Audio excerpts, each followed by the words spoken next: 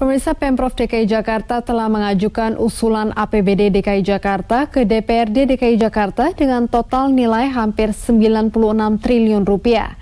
Namun terdapat anggaran yang diduga tidak masuk akal lolos dalam usulan tersebut. Bagaimana informasi terkini terkait pembahasan rancangan APBD DKI Jakarta? Telah ada rekan kami Priscilla Puspa langsung dari gedung DPRD DKI Jakarta. Silakan Priscilla dengan laporan Anda.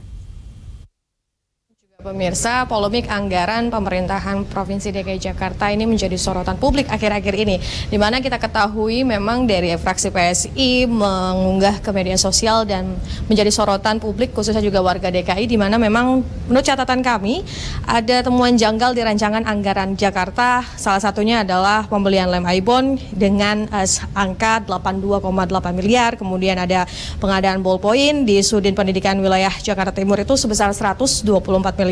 Ada juga pengadaan untuk komputer dengan angka 121 miliar dan juga pengadaan server angkanya mencapai 66 miliar dan jadwalnya bahwa sejak 28 Oktober kemarin atau Senin kemarin sudah dibahas di setiap komisi dan nampaknya ini agak molor. Seharusnya sejak kemarin sudah ada rapat di Banggar tapi masih dalam rapat di komisi. Dan untuk mengetahui seperti apa proses ataupun bagaimana hasil rapat dengan komisi ataupun legislatif dengan eksekutif yang ada di DKI Jakarta, saat ini saya sudah bersama dengan anggota Komisi 2 dari DPR DKI Jakarta fraksi Gerindra yakni Wanul dari fraksi Gerindra. Halo, selamat malam Bang. Malam Mbak. Bang, ini gimana ceritain rapat pembahasan mengenai anggaran DKI ini? Sepertinya cukup alot, begitu benar ya Bang? Enggak, sebenarnya kalau dibilang alot sih enggak. Cuman memang kalau saya dari Komisi B, jadi bukan Komisi 2. Kita benar-benar secara detail mengupas semua karena kita harapannya di komisi ini selesai semua anggaran itu, ketok palunya di komisi. Artinya sudah rapi, sudah selesai baru kita ajukan ke Banggar.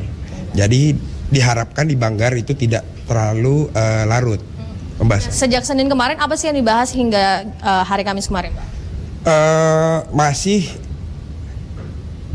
para dinas atau SKPD membahas, kita masih saat ini nih baru dalam tahap pendalaman. Kemarin mereka tuh masih pemaparan gitu. Jadi baru hari ini secara detail kita kupas secara detail. Dan di Komisi B ini membahas dengan Dinas Perhubungan, benar ya Bang? Nah ini dengan jalur sepeda, apakah memang benar ditunda karena anggarannya yang tadinya 4,4 menjadi 73 miliar ini, apakah memang benar ditunda sehingga tahun depan di Sub tidak bisa membangun jalur sepeda? Enggak, siapa yang bilang ditunda? Belum, memang kita belum bahas. Nah, kita tunggu hasilnya malam ini. Semoga tidak terlalu larut pembahasannya, jadi Mbak pun bisa mendengarkan nanti hasilnya malam ini juga. Itu artinya kalau dari Gerindra kita tetap pro gubernur, pemerintah daerah artinya. Kita tetap mendukung apapun yang diatur atau disarankan ide-ide dari Pak Anies. Lagi itu katanya kebutuhan warga begitu ya Bang? Betul sekali. Nah Bang, ini kan dari fraksi PDIP dan juga fraksi PSI mengatakan bahwa seharusnya Pemprov ini harus transparan untuk anggaran begitu. Nah di mana harus diunggah ke website. Nah kemarin websitenya itu sempat take down. Nah ini sebenarnya apakah memang bisa dibahas harus diunggah supaya masyarakat juga bisa ikut terlibat di dalamnya begitu? Apanya? Supaya masyarakat melihat anggaran untuk tahun depan ini juga bisa ikut mengkritisi anggota dewan dan juga SKPD ataupun dari pihak eksekutif. Iya, kalau KUHP PPAS kan sudah bisa dilihat, semua juga bisa. Cuman kalau kita bicara APBD memang belum, karena memang belum ada keputusan apapun. Kan tahapannya jelas, KUA PPAS kita bahas, setelah KUA PPAS itu masuk ke Banggar. Banggar kemudian jadilah RAPBD.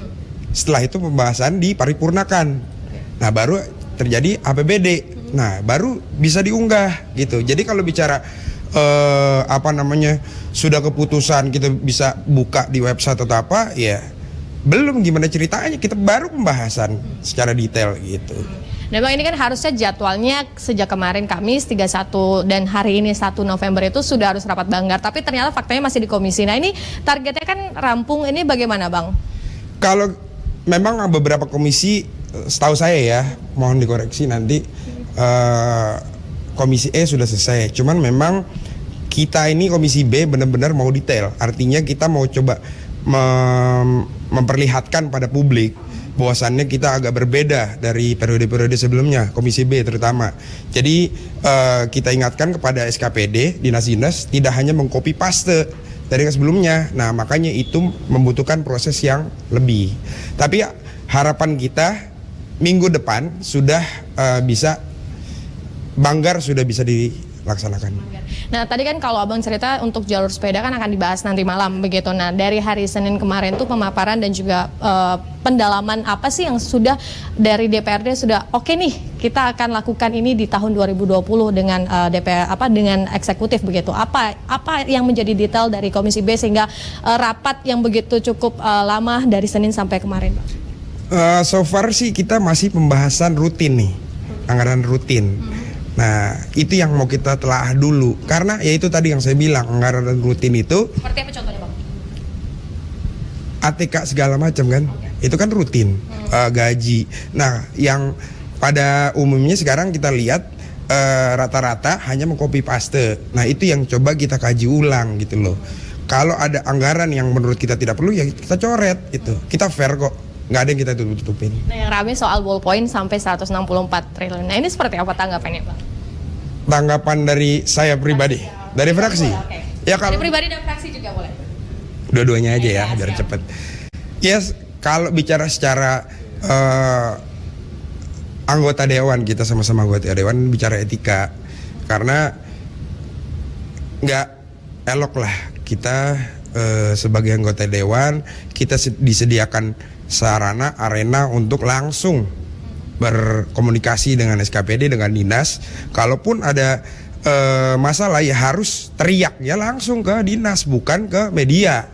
Itu beda kalau posisinya saya posisinya bukan sebagai anggota dewan, ya pasti saya keluar-keluar ke media gitu. Nah, sahabat kita, teman kita ini kan dia anggota dewan, harusnya ya langsung ditanyakan pada dinas terkait kenapa ini bermasalah gitu loh. Jangan ujuk-ujuk langsung keluar-keluar di media gitu. Nah, ini sedikit bahwa dalam beberapa hari ini ada 2 kepala dinas yang sudah mengundurkan diri begitu karena ramai diperbincangkan di media sosial. Ada tanggapan sedikit, Bang, dari fraksi Gerindra? Kita belum ada informasi atau berita. Maksudnya kita tahu, cuman alasannya belum sampai ke kita. Dan terakhir, Bang, ini mengenai pendapatan asli daerah. Ini kemarin informasinya defisit begitu. Dan angka defisit ini berpotensi begitu adanya, apakah akan berkurang sekitar 6,5 triliun dan apakah nanti bisa diartikan sumber pendanaan untuk APBD 2020 ini cukup nggak sih gitu, Bang? Iya, kita usahakan ya harus cukup sesuai apa yang sudah efisiensi. Itu kos. Iya. Berarti banyak yang dicoret nanti begitu ya, Bang, kalau tidak sesuai. Kalau tidak efisien ya harus kita coret, terutama di Komisi B. Kita memang keras, justru itu memakan waktu lama karena defisit itu kita harus pastikan first thing first gitu. Apalagi dari Pak Prabowo bilang Gerindra harus kritis di DPRD DKI gitu. Betul, kita Gerindra posisinya itu sebagai dengan Pak Anies ya, Gubernur, Pemda sebagai mitra kritis dan juga mitra strategis gitu. Oke, mitra strategis. Seperti apa contohnya, Bang, mitra strategis ini? Strategis ya kita lihat kalau kebijakannya yang menguntungkan, artinya untuk kemaslahatan umat atau masyarakat DKI ya harus kita kawal, harus kita dukung. Tapi kalau sudah keluar dari jalur ya itu kita harus Gerindra paling depan. Ya. Oke, siap. Thank you, Bang, untuk waktu dan informasinya. Dan itulah pemirsa, ternyata pembahasan untuk anggaran Pemprov DKI Jakarta masih di komisi dan memang untuk beberapa komisi sudah selesai, tapi ada beberapa komisi yang masih membahas atau mendalami mengenai detail pembiayaan ataupun anggaran untuk tahun 2020. Dan dengan demikian yang dapat kami sampaikan langsung dari kantor fraksi Gerindra di DPRD. Kembali ke studio, Vandana. Baik, terima kasih Priscila atas laporan Anda langsung dari gedung DPRD dan selamat bertugas kembali.